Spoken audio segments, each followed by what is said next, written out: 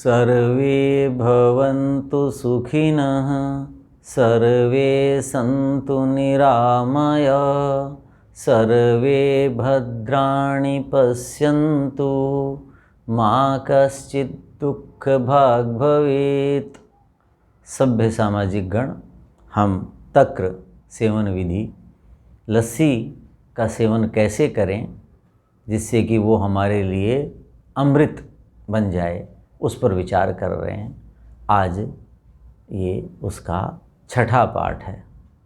तो अब हम विचार करते हैं कि जो तक्र है, लस्सी है, वो कितने प्रकार की है। भाव प्रकाश में भाव मिश्र जो है उसके भेद लिखते हैं। एक होती है घोल, मथित, तक्र, उदस्वित और छछिका। ये 5 भेद हैं। तो एक एक पर विचार करते हैं। घोल किसे कहते हैं? ससरम निर्जलम घोलम। घोल किसे कहते हैं? सर कहते हैं जो दही के ऊपर मलाई रहती है उसको सर कहते हैं। तो ससरम, मलाई हो दही में लेकिन जल न डाला जाए, पूरा जो दूध आया था जैसा मलाई सहित वैसा जमा दिया, वही दही है और उसको आपने मथ डाला खूब, और उसको जब हम पीते हैं तो वो क्या कहलाता है? घोल कहलाता है। अब घोल के गुण क्या हैं? घोलम तु शर्करायुक्तम गुणै जेयम रसालवत। घोल किसे कहते हैं? उसमें शर्करा, खांड डाल दी जाए। क्या डालनी है? ग्रीष्म ऋतु में विशेषकर खांड डालनी चाहिए। शर्करा जब डाल दी जाए तो गुणों में ऐसी है जैसे आम का रस। रसाल कहते हैं आम को। तो किस आम को कहते हैं? जिसमें रस ही रस है। अब तो दूसरे ज़्यादा आम आ गए, बिकते वो ज़्यादा हैं। पहले जो आम चूसने वाले होते थे, चूसने वाला आम ज़्यादा गुणकारी होता है। तो कहते हैं कि गुणै जेयम रसालवत। जो घोल है वो गुणों में आम के समान है। तो आम्र के गुण धर्म पर हमने विचार किया हुआ है। आप वहाँ देख सकते हैं कि आम के कितने ज़्यादा गुण। आम बहुत पुष्टि देता है, बहुत पुष्टि देता है, बहुत उत्तम है। तो घोल जो है अर्थात मलाई सहित दही को मथ डालना और उसके अंदर खांड डाल करके उसको मथना और उसको ले लेना। पहले याद है, मुझे याद है ग्रामीण क्षेत्र का, कि जैसे कृषि का कार्य बहुत करते थे। बहुत गर्मी होती है हमारे क्षेत्र में, तो महेंद्रगढ़ में, तो गर्मी में देर तक काम करके आना, कुछ लोगों को चक्कर आने लग जाते थे। तो उनको क्या कह देते थे बुजुर्ग लोग, माताएं, दादियाँ? अरे भाई इसको अध बिलोया दे दो। अध बिलोया का मतलब क्या हुआ? जिससे मक्खन नहीं निकला है। सीधा दही को रिड़को, मक्खन नहीं निकले लेकिन लस्सी जैसा बन जाए, कहते वो पिला दो। बस 5-4 दिन आप पिलाएंगे, कैसा उसके अंदर सारी गर्मी चली जाएगी, तरावट ही तरावट आ जाएगी। आम जैसे पुष्टि देता है ऐसे। और अब आचार्य क्या कहते हैं? भाई इसके अंदर खांड भी डाल दो, तो देखो आम के रस जैसा स्वाद आएगा और वैसा ही पोषण होगा। लेकिन आम का जो रस है वो तो गर्म होता है, पित्त भी करता है, फोड़े फुंसियाँ भी हो जाती हैं उससे। लेकिन ये तो 20 अप्रैल से लेकर के, मैंने बताया ना 20 जून तक, मैं तो लोगों को कह दिया करता हूँ कि भाई सवेरे उठ करके ये ले लिया करो। 11 बजे तक आपको कुछ खाने की आवश्यकता ही नहीं है, और 11:30-12 बजे के करीब भोजन अपना बढ़िया करके ले लो। अभी जो चने की जो है रोटी और बढ़िया भोजन करके खाओ घी के साथ। सवेरे नाश्ते में और कुछ लेने की आवश्यकता ही नहीं है। इतना बढ़िया रहेगा, कोई रोग नहीं होगा, कोई गर्मी नहीं होगी, कुछ नहीं होगा आपको। बस सवेरे सवेरे ये ले लें। तो ये कहा, ये कैसा है? वात पित्त हरम, वायु और पित्त को नष्ट करता है। वायु को क्यों नष्ट करेगा? रुक्षता का नाम है। और ये तो बोलो, पहले तो मलाई से युक्त है, पूरे दूध के गुण हैं, और ऊपर से मधुर रस डाल दिया, खांड, तो वायु तो नष्ट होगी। पित्त क्यों नष्ट होगा? क्योंकि इसके अंदर मक्खन घी की चिकनाई की मात्रा है, और ऊपर से मधुर रस खांड डाल दी, और वो भी शीतल, तो उसका विनाश करेगा ये। ह्लादी, खाने के बाद पीने के बाद ऐसी प्रसन्नता को, हो आज तो बहुत मज़ा आ गया भाई, बहुत अच्छा लग गया, ऐसे बोलते हैं ना लोग। तो मज़ा शब्द नहीं बोलना चाहिए, मज़ा शब्द बहुत अच्छा नहीं है। क्या? अरे आज तो भाई बहुत तृप्ति होगी, बहुत अच्छा लग रहा है, मन हर्षित हो रहा है, हृदय उल्लसित हो रहा है, ऐसा लगता है। आगे है मथित। मथित के लिए क्या लिखा है? मथितम तु असरोदकम। पहले वाले में क्या था? मक्खन मलाई थी और जल नहीं डाला था। ये क्या कहा, दही तो है वो, लेकिन मलाई भी नहीं होगी, जल भी नहीं डलेगा, यानी ऊपर की मलाई हटा दी जाए। तो जिनकी पाचन शक्ति मंद है, जो बड़ी आयु के हैं या छोटे बच्चे हैं जिनका अभी जो है बहुत बढ़िया पाचन नहीं हुआ है, उनको ये दो, वो मथित कहलाता है। अर्थात मलाई उतार दीजिए, दूध मत डाल दीजिए और सारा काम वही होना चाहिए, उसमें मीठा नहीं डलेगा। केवल दही को आप रिड़क दीजिए, बिना पानी के, बिना मलाई के, कहते हैं वो मथित कहलाता है। कफ पित्त नुत, कफ और पित्त दोनों को दूर करेगा। अब तीसरा है तक्रम, इसके भेद कर दिए, यानी घोल, मथित, तक्र, उदस्वित और छछिका। तो मूल रूप से हम तक्र लस्सी को कह देते हैं क्योंकि वो बीच की सी है, तो एक ही कह देते हैं। लेकिन यहाँ तक्र किसे कहते हैं, भाव मिश्र कहते हैं तक्रम। तक्र क्या चीज़ है, तक्रम पाद जलम, यानी 3 हिस्सा दही और 1 हिस्सा जल जिसमें डलेगा, वो जो मथ दोगे मलाई सहित, वो क्या कहलाएगा, तक्र कहलाएगा। ये कहा, यानी चौथा भाग पाद मानी चौथा भाग पानी होना चाहिए। ग्राही, ये ग्राही है, अर्थात आपके जो ग्रहण शक्ति है, खाए पिए को संभाल के रखने की जो सामर्थ्य है, उसको ये बना के रखती है। कषाय अम्लम, तक्र क्या है, कषाय रस होता है, दही में भी कषाय रस होता है। तो कषाय और अम्ल, स्वादु पाक रसम लघु, और पचने में ये क्या होगी, स्वादु पाक, इसका विपाक मधुर होगा, और लघु हल्का, जल्दी पच जाएगी क्योंकि जल डल गया है इसके अंदर। तो ये है। अच्छा, कुछ इसमें वो भी निकाल लेते हैं, यदि इसके अंदर जिनकी पाचन शक्ति मंद है तो मक्खन निकाल लीजिए, 3 हिस्सा दही 1 हिस्सा पानी हो, और खूब लस्सी का ये भी नियम है। मैं लोगों को जो मिलते हैं, लोग बता दिया करता हूँ, जो पूछते हैं कि लस्सी का नियम है, जैसे आयुर्वेद में गूगल के जितने भी योगराज गूगल आदि जो जोड़ों के दर्द के लिए बनते हैं, जितनी उसके ऊपर चोट लगती है उतने उसके गुण बढ़ते हैं। ऐसे लस्सी को जितनी देर तक मथेंगे, जितनी देर तक मथेंगे, उतने ही उसके गुण बढ़ते जाएंगे। तो ये जो तक्र है, कहते हैं ये लघु कब होगी, जब उसके अंदर से मलाई अर्थात मक्खन निकल चुका होगा। वीर्य उष्णम आ गया ना, वीर्य में उष्ण है, अर्थात इसका विपाक जो है वो गर्म है, गर्म शक्ति है। दीपनम, जिनकी पाचन शक्ति मंद रहती है वो अवश्य लें, वहाँ बताया था ना, पहले व्याख्यान में बताया था, भोजनांते पिबेत तक्रम, भोजन के बाद तक्र पीना चाहिए, अर्थात खाए पिए को पचा देगी। तो दीपनम, जो अग्नि जिसकी जितनी है उसको बढ़ाती है। वृश्यम, धातुओं को पुष्ट करती है, वीर्य को बढ़ाती है। प्रीणनम, तक्र पीने के बाद, लेने के बाद आपका मन प्रसन्न होगा, खुश होगा। वात नाशनम, और वायु का नाश करती है। आज बहुत से लोगों में सुनना पड़ता है वे लस्सी नहीं ले, इससे न वायु के दर्द बढ़ते हैं, बाववादी बढ़ती है। अब देखो आचार्य तो ये कहते हैं कि वायु का नाश करती है। क्यों, उसने कहा था ना अम्ल है, हाँ, और मधुर, तो ये दोनों चीज़ें कफ को बढ़ाएंगी, वायु को नष्ट करेंगी। अब क्या कहा आगे, कहते हैं तक्र गृहिणी मदाम पथ्यम, गृहिणी का जो रोग है, पीछे भी व्याख्यान में बताया था, जिनको गृहिणी का रोग है, खाया पिया जो है ठीक ढंग से पचता नहीं है, जल्दी शरीर से बाहर चला जाता है, तो उनके लिए पथ्यम हितकारी है। पथ्यम का मतलब क्या होता है, औषधि, एक तरह से औषधि है, भोजन के रूप में नहीं है। पथ्य का मतलब है औषधि स्वरूप है, जिनको गृहिणी का रोग है, अर्थात भोजन के बाद शौचालय जाना पड़ता है, जरा सा मानसिक दबाव पड़ जाए, कुछ पड़ जाए, कोई काम का भार आ जाए, कुछ आ जाए, तो उनको शौचालय जाना पड़ जाता है। तो ऐसे जो व्यक्ति गृहिणी के रोगी कहलाते हैं।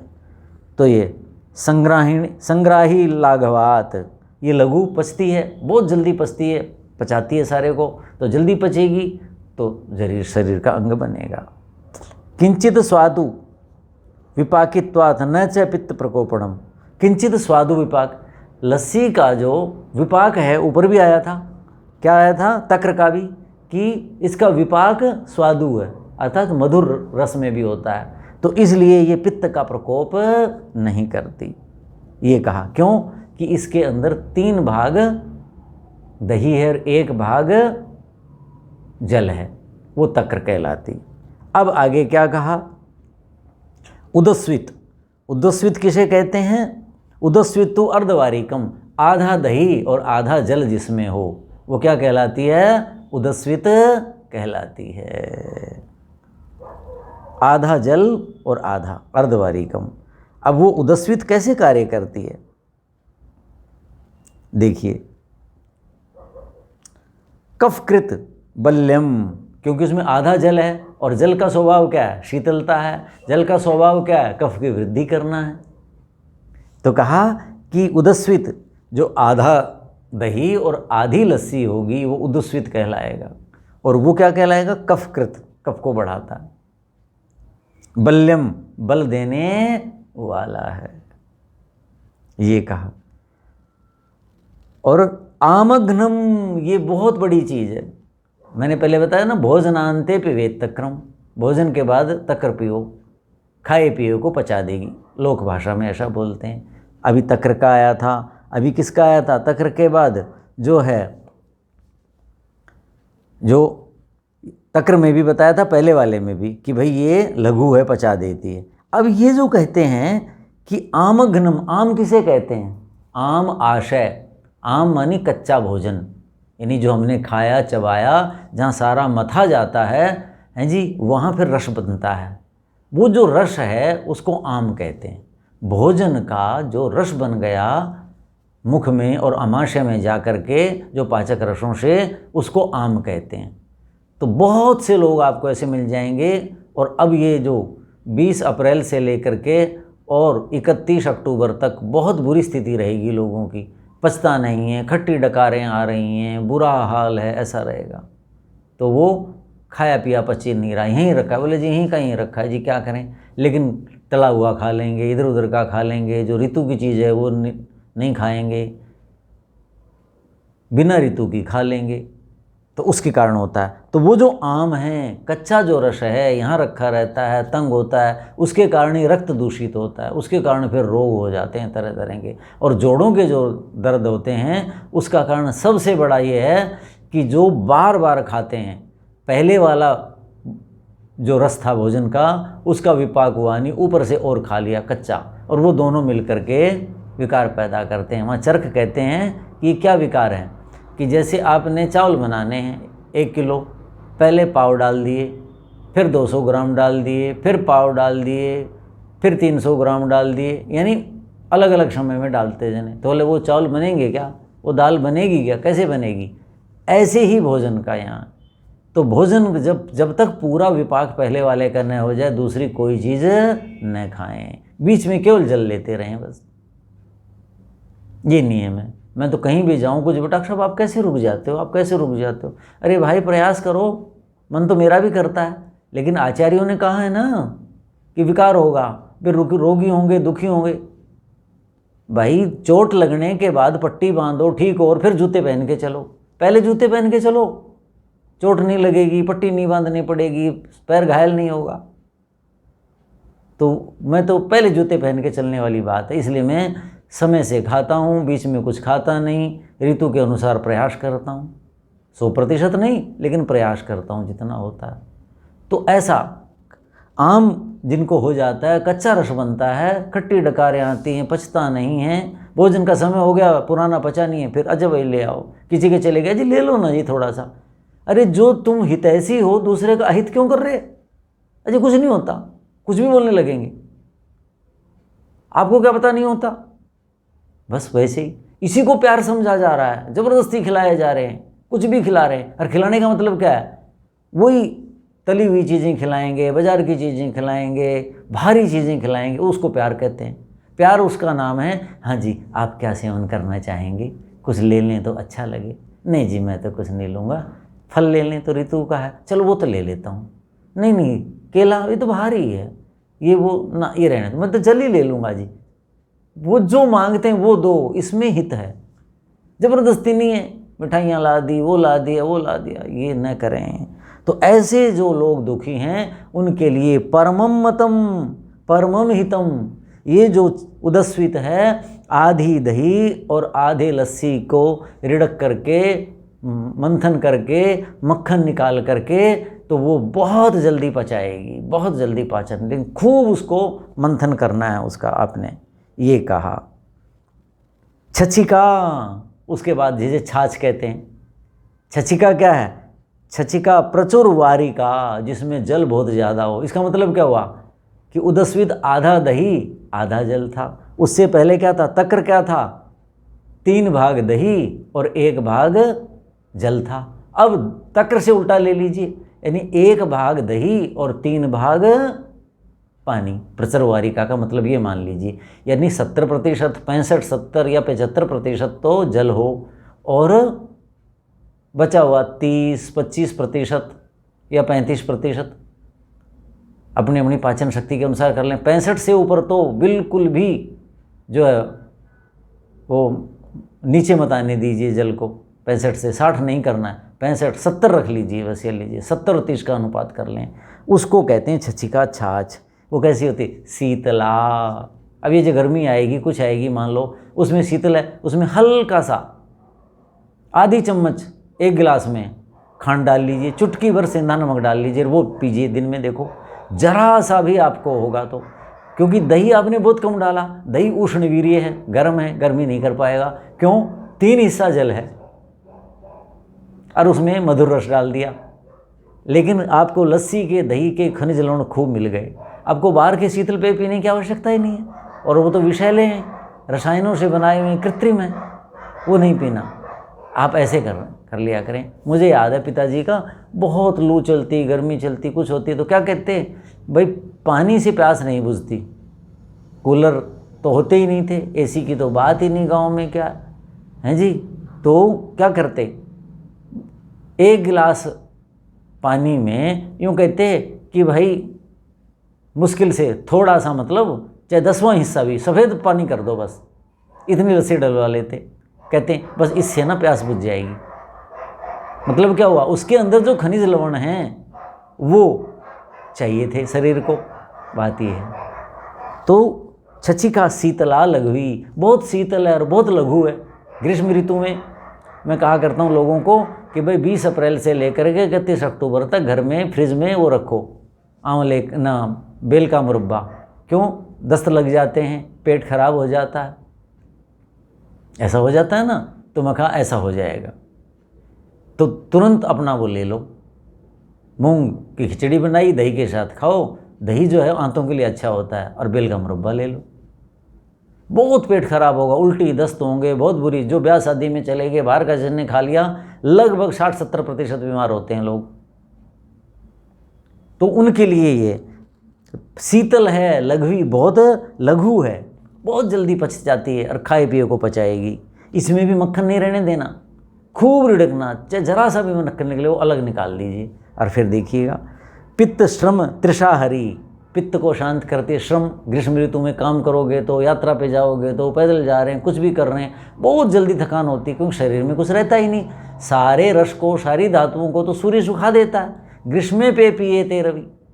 तो श्रम थकान को दूर हरण करती है, प्यास का हरण करती है। वातनुत, तरलता देगी। और मैंने कहा जरा सी यदि खंड मिला लें इसमें, आधी चम्मच भी डाल लें, 1/4 चम्मच ही डाल लो बस, उसके बाद देखिए आप कितना अच्छा लगेगा, है। तो वायु को और दूर करेगी। कफकृत, गर्मी के लिए, इसका मतलब गर्मी में कफ बढ़ जाए तो कितनी अच्छी बात है, तो ये कफ को बढ़ाएगी। सातु दीपनी लवणान्विता, यदि ऐसी छछिका छाछ में लवण डाल दें, लवण जब भी कहते हैं तो सेंधा नमक मानने हैं जी, तो लवण अन्विता, यदि लस्सी में थोड़ा सा नमक डाल दें तो दीपनी, वो आपकी पाचन शक्ति को और बढ़ाएगी। इतने उत्तम इसमें गुण हैं। अब एक सार के रूप में कहते हैं कि जितने प्रकार की, ये आपको तक्र बताई, लस्सियाँ बताई, मान लीजिए तक्र तो उसी में एक आ गया, 5 प्रकार के हैं। तो कहते हैं समुद्र धृत घृतम तक्रम पथ्यम लघु विशेषता, जितने भी प्रकार की हैं, यदि बहुत ज़्यादा इसका गुण लेना चाहते हैं, जो शारीरिक श्रम नहीं करते हैं, बहुत ज़्यादा श्रम जिनको नहीं होता है, वो लोग यदि लाभ लेना चाहते हैं तो क्या करें? आजकल श्रम बहुत कम हो गया है, ज़्यादातर लोग शारीरिक श्रम नहीं करते, वेतनभोगी हैं, पैसे वाले हैं और हैं, लस्सी का लाभ लेना चाहते हैं तो इतना उसका मंथन करें कि उसका घी निकाल लें। तो कहता है समुद्रित घृतम, जिसमें से मक्खन निकाल लिया गया हो, वो तक्र, वो जो लस्सी है, यानी ये जो 5 प्रकार की हैं, विशेषतः पथ्यम, वो विशेष रूप से पथ्य मानी औषधीय गुण देने वाली है। तो माननीय सज्जनों, जो तक्र है, जो लस्सी है, जिसको भूमि पर अमृत बताया है, जैसे यथासुराणाम, देवताओं के लिए जैसे अमृत है, भूवि तक्रमाहु, भूमि पर आचार्यों ने तक्र को उतना ही लाभदायक बताया है। तो हमने इन 6 पाठों में, 6 व्याख्यानों में उस पर विचार किया। अब इस विषय को यहीं समाप्त करते हैं, अगले विषय पर फिर आपसे मिलेंगे। उसमें हम घी और मक्खन, इन विषयों पर चिंतन करेंगे अलग अलग। तो यहीं पर इस विषय को समाप्त करते हैं। ओम शांति शांति शांति। ओम।